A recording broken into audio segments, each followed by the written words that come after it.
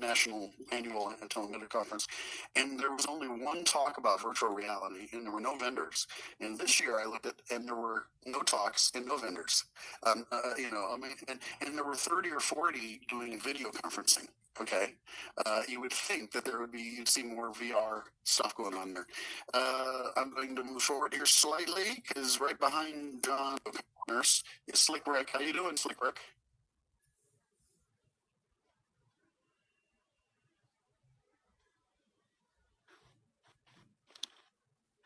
Okay. Cool. All right. And now this guy I know on Twitter. This is John.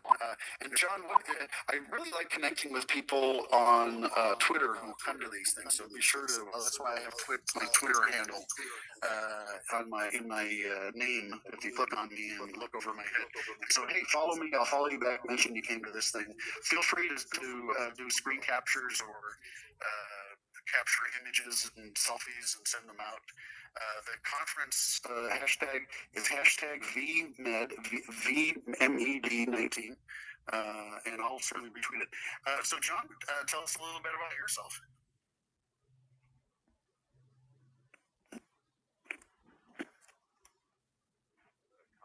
Did anybody have issues streaming the conference? Because I had a lot of issues. Yes, I had issues. I had issues last year as well. And I basically put up with it for about 3 hours, and every 30 seconds it would stop for 1 second, and then I quit. Okay, I felt like I had to invest some time and energy watching it. When it worked, it was very cool. So yeah. I'm John. I'm a critical care nurse.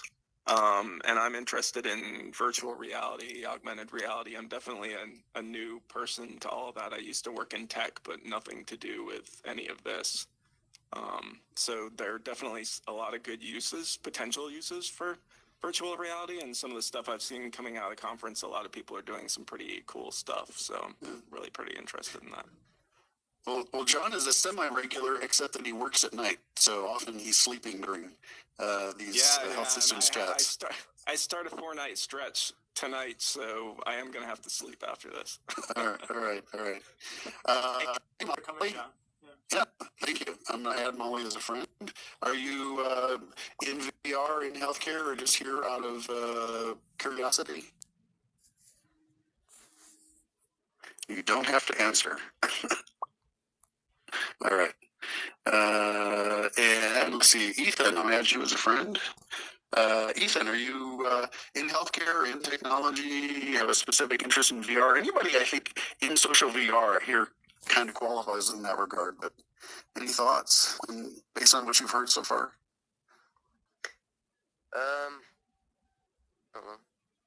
Okay. And that's good. That's fine. There's Brad. Brad, you know the drill. Contribute, please. I'm just here for the experience. I just want to say thank you for the experience. And, okay, all right. Well, I think we're just about, there's Space Dance. We don't want to skip Space Dance. Any thoughts, questions? Space Dance. All right. Okay, let's do a little bit of... Actually, Go ahead. When will you be doing this again? Yes, every 2 weeks. If you go to the website and you look at channels, there's 30 channels, and one of them is the Health Systems Chat channel. That's my channel. And if you go there and subscribe, then every time I create one of these, you'll get notified. And then, so that's kind of that's the best way to do it. Okay. And so I will plug my so in 2 weeks we got TED, which is design, education, and technology. It's in Vancouver, and so we're going to be hovering over Vancouver, which is a really beautiful part of the world. So we got topics. We got smart cities and health coming up. 2 or 3 other. Maker Faire. If anybody's here is into 3D printing. Okay, hey, follow me. Let's go look at some of the stuff that's kind of specific to the conference. And I'm going to look at my phone here to where'd my phone go? It's always tough to find the time here. Okay, it is 1:20. Okay, it's about 40 minutes left. All right. Well, I guess the general topic is, and again, this is intended to be organic. If our conversation wanders off in some area in some project, that's fine with me. And if we don't get to everything, that's fine with me. But I do want to mention that this is actually written, and this is on the webpage. So if you go to the event page, there's about 20 links. 18, and it's written by the guy that organized the conference. He's Brennan Spiegel, and he's at Cedar Sinai, and the conference is full of really cool stuff. But he wrote this really good overview article. It's about 6 or 7 pages long, and kind of covering the different areas that they're finding. Now it's like, if I were to list all the things, it would be 20 or 30 sort of areas of healthcare where VR is starting to be used. He talks a lot about pain management in this one. And in here it says, so it talks about virtual reality as an immersive distraction. And the first time I heard about VR for pain it was a children's burn unit. Like, so it's an ICU and you're burned over 90% of your body and you're in great pain. And they put the VR headset on and it's a game and it's engaging and you're distracted. And now, of course, you have like pain, like from withdrawing from drugs, like opioids, and so they're finding uses for it there. And the thing is these headsets are getting so inexpensive that you can send them home. People at home can have them, and there are sort of chronic pain syndrome patients who just have, it's like they don't know what's causing the pain. But now I guess I'm going to finish here with this topic, and then just kind of open it up for discussion by mentioning I didn't post it here, but there actually is some not some debate, but there are people who are discussing like the different theories of why VR helps with pain. And the obvious one is distraction. So picture you experience pain when your attention is directed to the pain, but if you pull that attention away to something else, then you're not. But there's actually other ideas where they're saying that the VR may actually have analgesic effects. I mean, just like you take a drug like aspirin and it changes your nervous system. And so that's I don't know much details about it. But let's see, Brad here, you were kind of raising your hand. Any thoughts, questions, anecdotes? Yeah, actually I do. Do you know what VR is going to be like in the future by any chance? Do I know what it's going to be like in the future? It's going to be like this right here. We're on a spaceship flying over. We can go anywhere in the world, and it won't cost much. And we can meet really cool people like ourselves. That's my. So the future is here. It's just not evenly distributed. Anybody know the origin of that quote? The future is here, but it's not evenly distributed. It's by a science fiction writer. Last name Gibson. Never heard of it. No, wrote a book called Neuromancer that was kind of about VR about 20 years ago. Okay, anybody else? Any thoughts on anybody here? Obviously, you have a headset. Well, a lot of you have a headset. Any of you used it, just to help with any kind of pain or discomfort?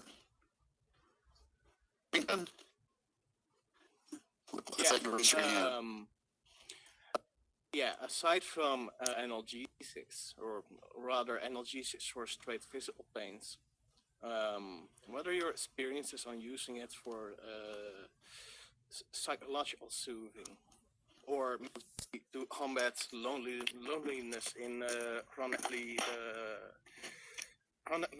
admitted elderly people or something?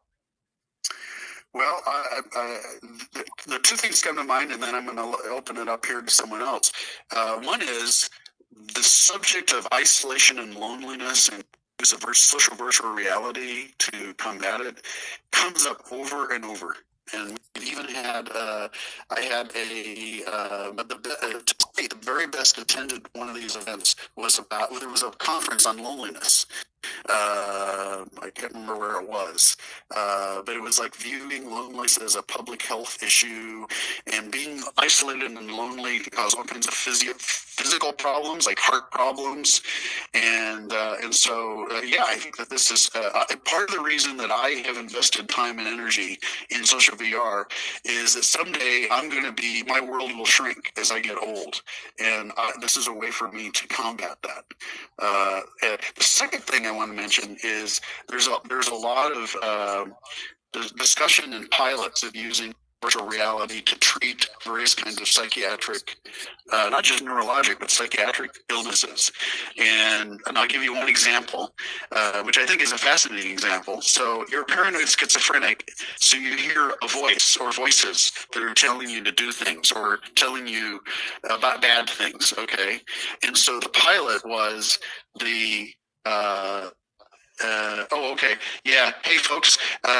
Probably, if you couldn't hear Derpington, that we may have so many people here that what happens is that there's like they start splitting up the rooms so you can see each other. And I don't know technically what's involved, but I'll repeat what Derpington said. So in the future, remind me, folks, to repeat the question, and which may be due to the fact because we have a lot of people here in the meetup. He asked about uses of VR for mental health related stuff. So, and now I'm going to get back to Brad here in just a moment. What I want to mention was the treatment. I mean, if this is experimental research, but the treatment was to help the paranoid schizophrenic build an avatar, a personality that says the same things as he hears in his mind, okay? And so he's building a model of this personality in his head that's telling him this stuff that's causing him discomfort. And then they're doing things like desensitization, like, well, just because you have this talking to your head, he's ignoring it, okay? So he's kind of, just like you can use it for desensitization of phobias, okay? But the other cool thing was they actually then gradually change that avatar, that model, of his personality in his brain, and they make it nicer and less threatening gradually over time. And then they're actually studying outcomes where they're looking at, they do this to 20 patients, and they're saying how many of the patients stuck with the treatment, and then on a scale of 1 to 20, what happened to their symptoms, and they showed that the symptoms were improved. Okay, so that comes to mind. So anyway, anybody else here want to? I think Brad, you were going to make a comment. Yeah, is your social medias anywhere around here? Just want to check them out. Is there what? Are your social medias like anywhere around here where I can go check them out or something? Oh yeah, okay. Yes, okay. So folks, Brad, I'm not sure if you can hear him or not, asked me about social media and being able to find resources.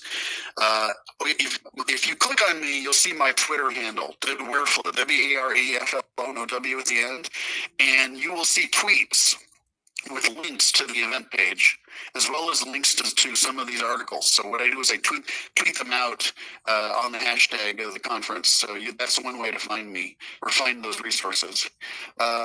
Anybody else? Question, comments? Yes, go ahead. Slickrick? Yeah, I just wanted to follow up on a question that was made earlier about the benefits of VR for like psychological issues. And a few times a week, they run a meditation class here in Space. And I've done meditation for a long time, and I know that it's beneficial, but for some people who are just getting introduced to it, they find that it's really therapeutic.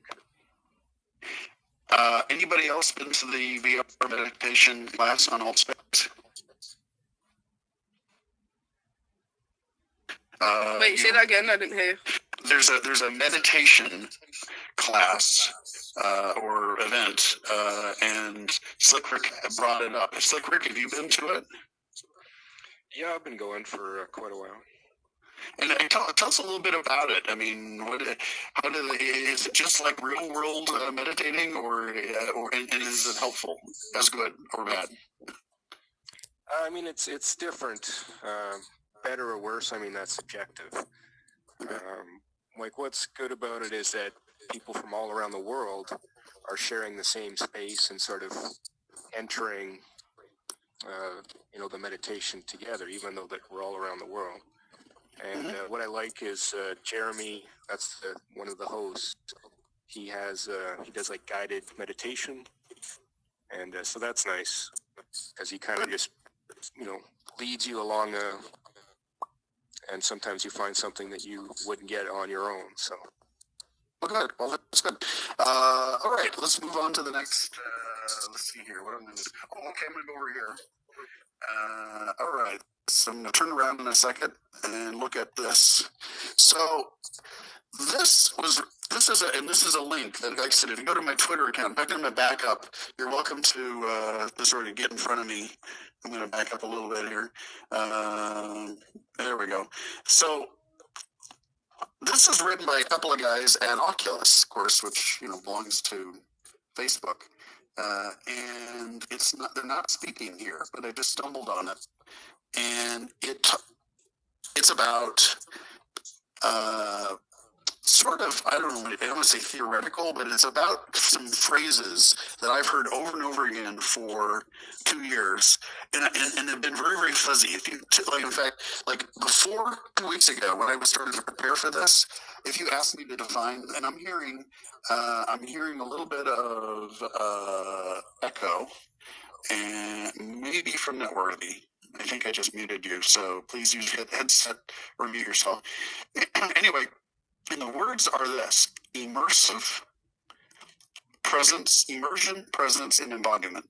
Okay, and if you had asked me 2 weeks ago, to define them, I would have gone, well, and kind of reading this paper made them click. Okay, and this. So I'm just going to tell you what I think they mean to me. So one of the things you when you're trying to teach people something, you have them tell you back what they think something is. Okay, so you internalize it. Okay, and so immersion is when you kind of take over someone's senses. You surround their senses. So you hijack their eyeballs and their hearing, and you make it as realistic as possible. Like you're being immersed in some virtual environment that is, different than yours, and you're doing that. Okay, so that's immersion. Okay, but if you don't do it well, then you don't get to the next stage. The next stage is presence. Okay, so presence is you actually feel like you're in the environment. So you can immerse someone, but for whatever reason, frame rate or whatever, they don't believe they're in the environment. Okay, there's no suspension of disbelief. So immersion is kind of about the technology and the senses, and presence, and we will get to you, Ethan, in just a moment. And presence is when you actually believe you're in the environment. Okay, and then embodiment. And I know what embody means. So to embody an idea, it's like, well, you have some politician, and everybody associates them with whatever their ideology is. They embody the ideology. But embodiment is when you look down and you look at your hand, and you actually think that's your hand. Okay, it's you actually think. So that's kind of like even more present. So you're present. You're so present that you're present in the body, your simulated body. Maybe Oculus Go doesn't do quite as well, but like if you've got the Rift with the 2 controllers and other things, and there's all kinds of really interesting psychiatric research that you can play, and not just psychiatric research, but learning about. So you can like bias training. Okay, you can have a bunch of people, and they can observe like someone being nasty to someone else, and then you can put them in different persons' bodies, including the person who's being nasty to, or you're an observer and you didn't do anything about it, and then they see if your behavior changes. Okay, so anyway, those terms, immersion, presence, and embodiment, were kind of like not. I couldn't have defined them like I just did. Now there may be people here who say, "Well, that's not exactly the way I think of them," but at this point, I'm going to do my famous. You guys are really good. So someone's going to jump in 5 seconds, but I'm going to do my famous 30 seconds of silence. I'm going to be quiet. I'm going to count to 30, and someone needs to jump in. And if 2 people need to jump in at the same time, you guys need to figure it out who's going to talk first.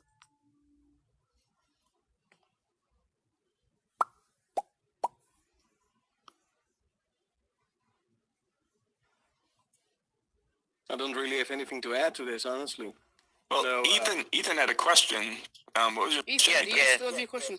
I couldn't unmute my mic for a second. I'm gonna forget it now. Do you think that, you know, people with like anxiety and stuff, they go in the VR and then it just goes away, like do you think that the brain thinks that they're talking to just nothing, like they just, because, or do you think like it's because they have a mask on, like no one can see their face or anything like that? Anybody Question. here? Yeah, I can add to that. Okay.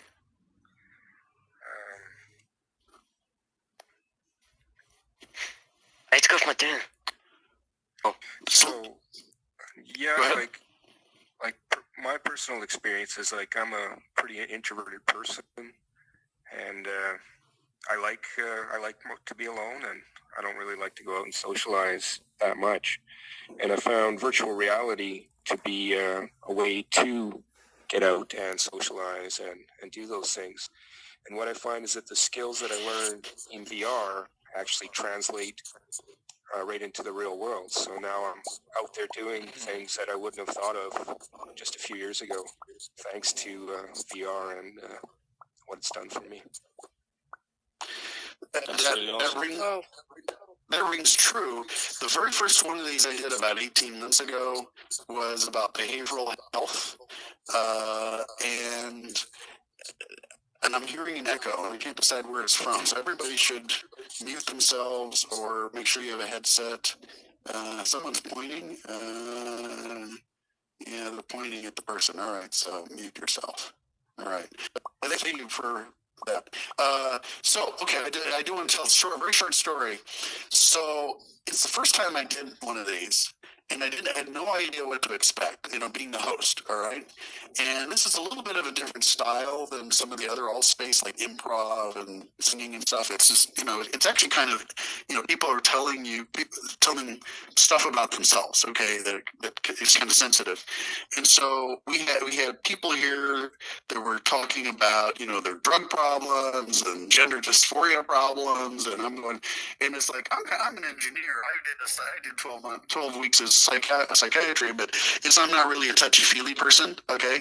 But then I fell back on my group therapy, where it's like, oh, well, how did that make you feel? And does anybody else have anything to contribute? So I just kind of said that over and over again. And so I went around, and there was this one guy standing there, and I clicked on him, and I saw what his name was, and I said, oh, Dale, do you have anything to say? And they said, no. And I said, okay, and they just stood there for half an hour, and then they raised their hand, like, and then they said something kind of similar to what you said, only actually more extreme. They said, I have severe social anxiety. I'm afraid of people. I'm afraid of going out.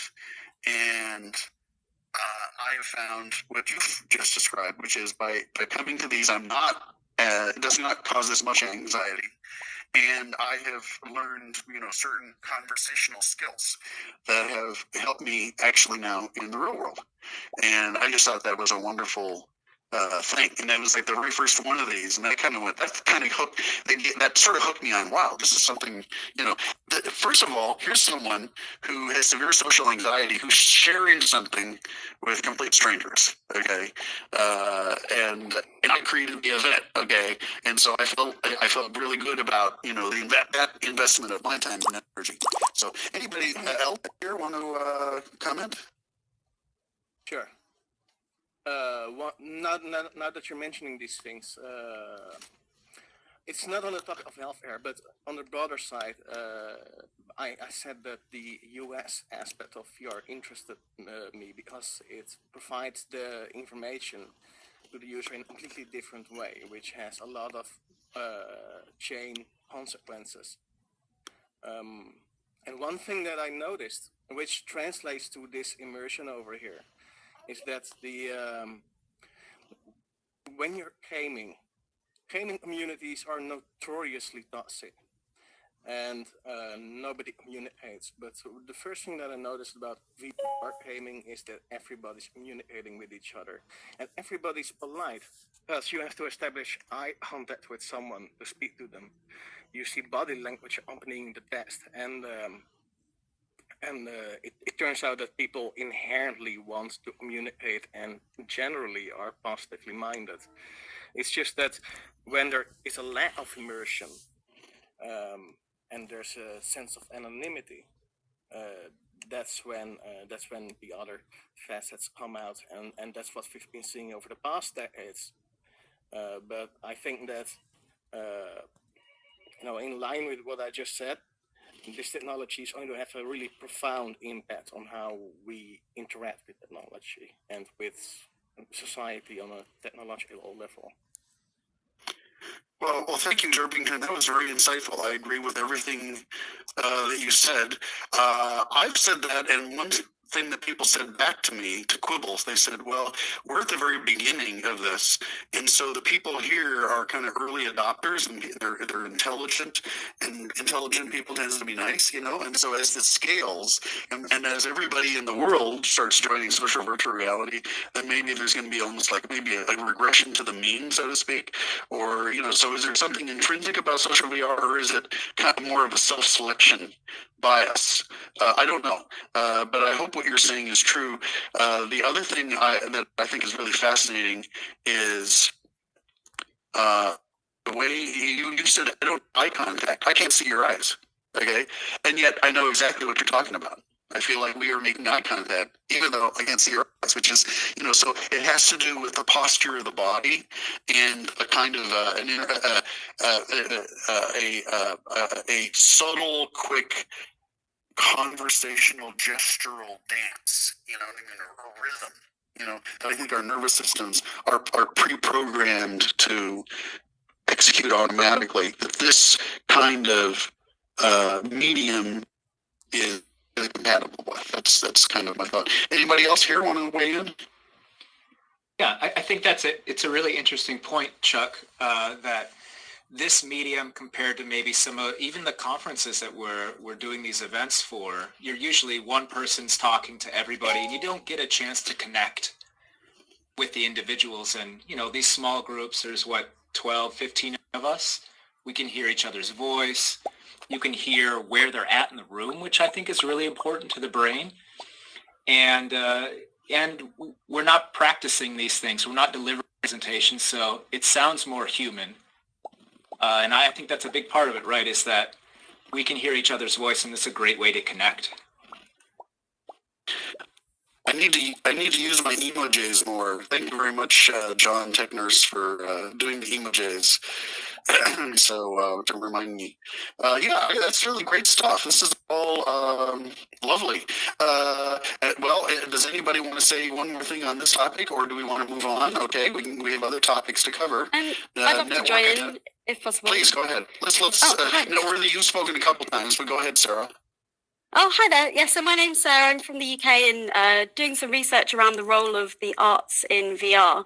And there's this new model that's appeared recently called social prescribing, where you go to a GP and with, low-level mental health problems, and it's actually very much around social isolation and not being engaged in the community.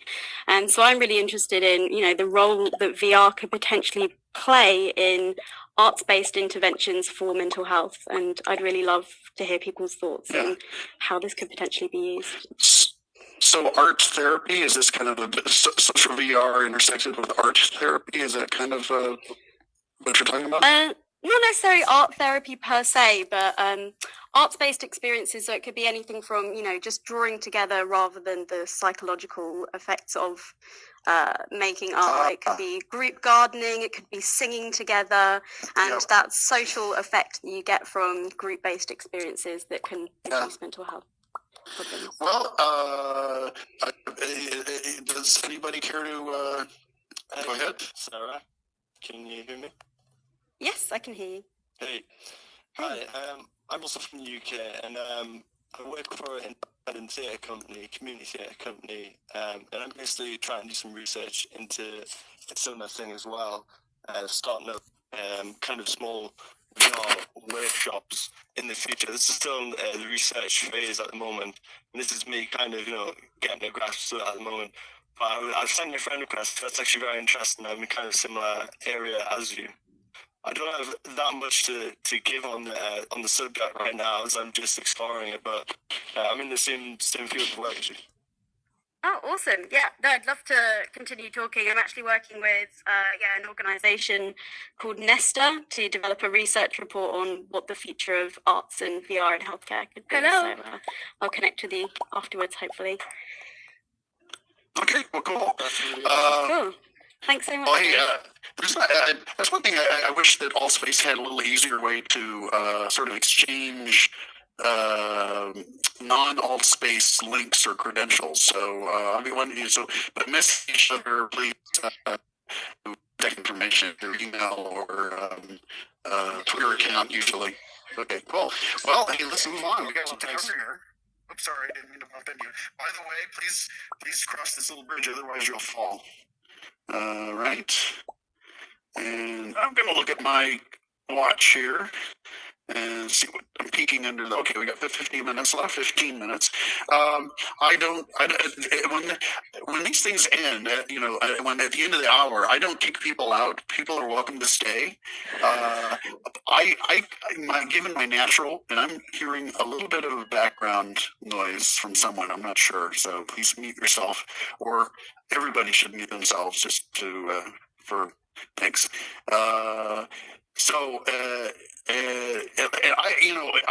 I could spend hours. In fact, I'm always working on worlds. Okay, so if you look for me, and you see I'm online, and I'm working on one of my worlds. So I have a fleet of these different. And I'm hearing voices. Who's the voice? Who's the noise coming from? Yeah. Okay, it went away. Yeah, thank you very much, Brad. Yes, a nice compliment from someone. Okay, so what was I talking about? Okay, so I'm not. You're welcome to hang out here afterwards, but I disappear exactly. Try it within a couple of minutes at the end of the hour, because back in the old days when I actually worked in a corporation, I hated meetings that lasted longer than they were advertised. So I want you to know that I'm respectful of your time and do not have to stay past a certain point, because the guy that's running the meeting is left. Now, if you look and you see, I'll still be online, and you're welcome to join me in one of my worlds, because I'm building steamboats and cruise drones and things like that. But anyway, so let's look around here. Various topics. Let's see. What is I gonna? Okay, so here was. I'm gonna look on the other side of this. I use these as kind of like cue cards. Okay, so Disney is giving a bunch of headsets to children, and that's great. I don't have much to say about that, but if anybody wants to weigh in. Okay, here's the next topic. In fact, this guy over here is looking at it right now. By the way, I think you can go through this. Yeah, that's that table is immaterial, so you can just zoom through it. So for about the next 10 minutes, we're going to talk about hello. Anyway, we're going to talk about this kind of a quote. Now, over on the other side, one of the keynote speakers is a patient, and that patient's title of his talk is VR is a bicycle for the mind. That's the name of the talk. Now, I Googled the patient. I couldn't find any information about him, but when I Googled bicycle for the mind, I found this quote. Okay, and this quote is from Steve Jobs from almost 3 decades ago, and he's talking about how computers are like a bicycle for the mind. And he says, in fact, I'm going to read the quote. One of the things that really separates us from the high primates is we are tool builders. He read about measuring the efficiency of locomotion of species on the planet. A Condor won. Okay, it was the most efficient in terms of burning energy and how far it went. And humans were about a third of the way up, or a third of the way down that ranking. But if you put a human on a bicycle, they just blew everybody away. They were like way more efficient transportation people. And so the computer is like a bicycle for the mind, because it's going to make our thinking way more efficient. Okay, in effect, and so I guess the question I wanted to ask is, you can start with a syllogism. A syllogism is from logic. So listen to this. computers and computer applications are bicycles for the mind. Virtual reality is a computer application that runs on a computer. Therefore, virtual reality is a bicycle for the mind. Is that as simple as that? Okay. Or is there something else about virtual reality that is kind of like, just like we went from no computers to computers, and that was a massive evolutionary step, so to speak, in technology, is going to virtual reality like another step like that? Or is it just part of a larger sort of, all the way that computers have achieved, hopefully benefiting us, like artificial intelligence and, I don't know, blockchain or whatever. So anybody care to talk about kind of philosophy of computing / VR? Go ahead. Hey, you're lagging like really bad for me. I'm lagging. Yeah. Okay. Sorry about that. I can agree that it's a very big step in computer technology, and especially in trying to undo some of the maybe antisocial behavior that has been caused by the internet. But I don't really think that it's a huge step for mankind, such as the computer. Okay. That was all I wanted to add. Anybody else care to jump in? Sure. Derpington?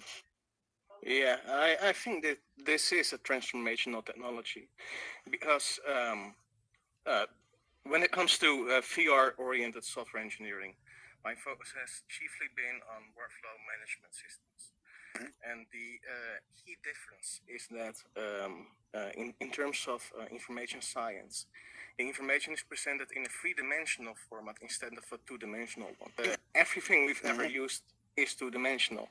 Now, when I'm using a VR WFM program, I can see in a 2-second glance the amount of information that I would need to read over the course of 10 minutes and then sequence in my mind.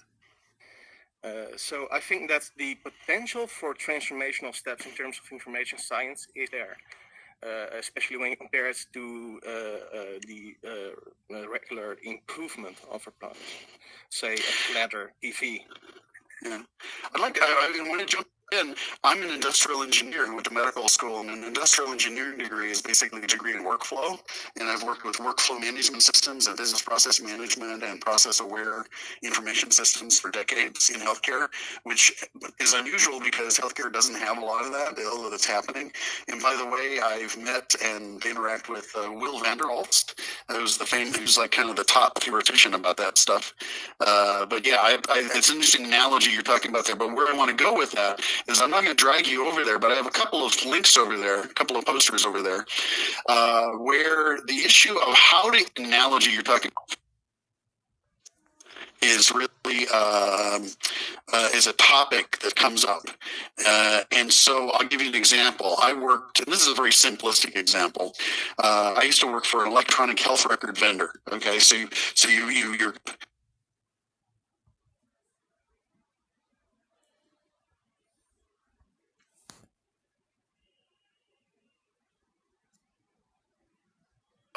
you're scared of heights.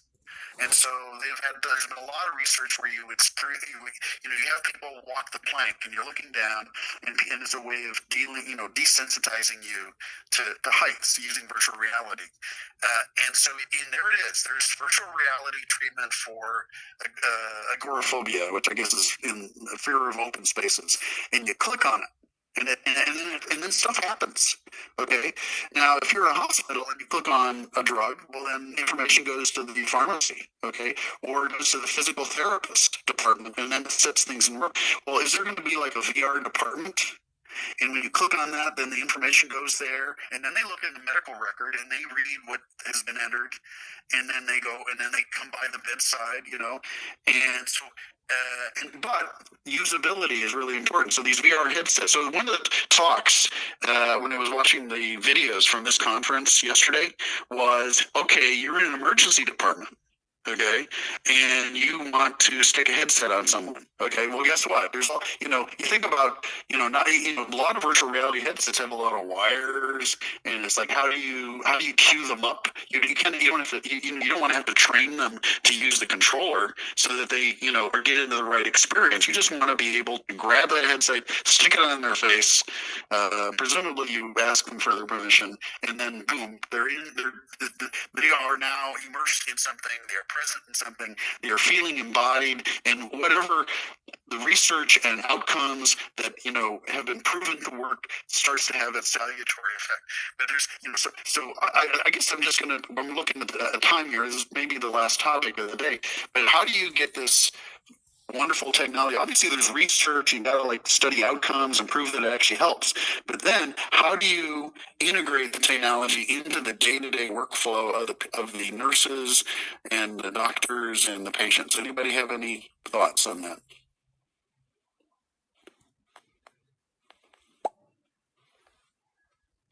I'm going to go behind you, Derpington. Joe. Yeah, two things come to mind. I think we've seen technology over the years be available to be used in healthcare and in medicine, but they don't really catch on, like telemedicine, until the government says we will reimburse for these things. So there has to be a mechanism for the doctors to charge and bill for these. The second part is, well, what else? How has this become part of your, say, medical record? So some of the headsets now have sensors built in where they can monitor things like what you're looking at, not just that you are in a virtual space, and even some biometric sensors like, are you perspiring? What's your heart rate? And using that information while you're, say, learning to get over your fear of heights could be really interesting to your doctors and your therapy. I love it. And guess what? We have 2 minutes left. I'm not kicking you out. You can stay here and talk to each other. But if you want more of this, in 2 weeks, every 2 weeks, I do this in a different area of healthcare and technology. Go to the channel on the website and go to look for the Health Systems chat and please subscribe. And now, in the last minute or two, I'd like someone to summarize, and I'm going to pick on John. The tech nurse over here. John, could you give us like a 60-second kind of overview? You've been mostly quiet and listening, absorbing, and shooting up lots of emojis. So what's the going away moral of the story? Oh man, that's not fair. The going away moral of this story is that this is new technology. It has a lot of promise. There's a lot of research being done. A lot of people, obviously, by the number of people I see here, are very interested in it. And Joe can give us a last sentence.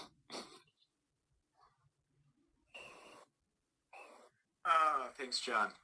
Yeah, I think we can keep telling people about this, that this is a really interesting thing to just try out. This is only my second time, and I think you're connecting with people that you normally wouldn't get a chance to, or we may go to these conferences together, but never get that opportunity to chat. So just tell more people. I think there's a lot of promise here. We just got to have the tipping point happen. Okay. Well, everybody, I'm going to try an experiment. I'm going to fly up and then shoot a selfie, a picture of everybody below me, and send up a cloud of emojis. Oh, please don't fly? All right, well, I won't fly then. Okay. No, I'm joking. I don't mind. Please don't. If you want to Okay. do this again, see you too. All right. Well, then I gotta let's see here. So I'm gonna just, the easy way for me is to go to the editor and then go to lock everything and go to edit mode. And now I'm going to fly up above you and I'm going to shoot a selfie in a moment. And I don't see if I'm high enough yet. Okay. Everyone say cheese. Yay! Yay! Oh, wow. God, that's really cool. I wish I could show it to you. It is really awesome. All right. Bye-bye, everybody. Bye. Love you. Bye. My job is Leave done the here. photo. I'm going to fly off to the sun. Love you. Love you. Bye. How do I share the photo? you tweet I don't know how to it? share it. Yeah, I'll share it on Screen- Twitter. Awesome. Mine's Airflow, dictating, I'm looking up that much. Exit. Exit. Am I sure? Goodbye. Yes. Talking to myself. Ah, my neck is killing. See ya. Oh, he's gone. Whoa, that guy was a guy, wasn't he? Am I right? Yeah, it's been a good one, fellas. Yeah. See you around. Oh, cheers, guys.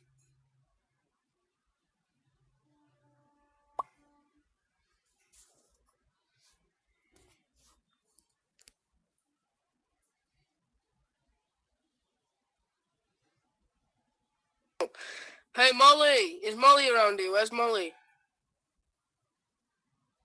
Oh, Molly's dead. Never mind. Molly? Hello? Molly. Oh, Molly's dead.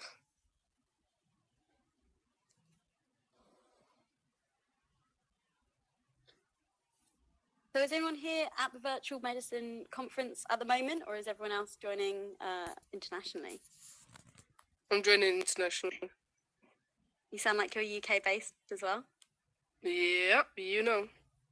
Cool. Ooh.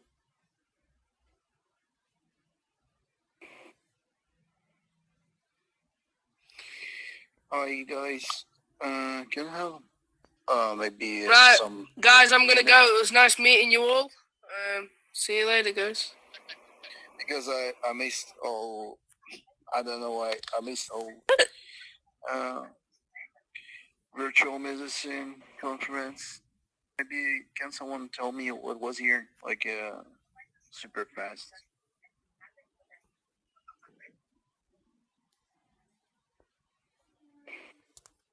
Like explain me the main topics maybe.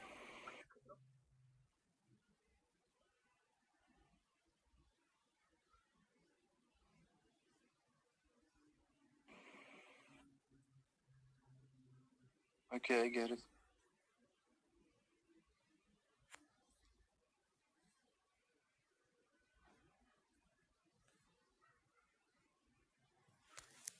Hiya. Oh,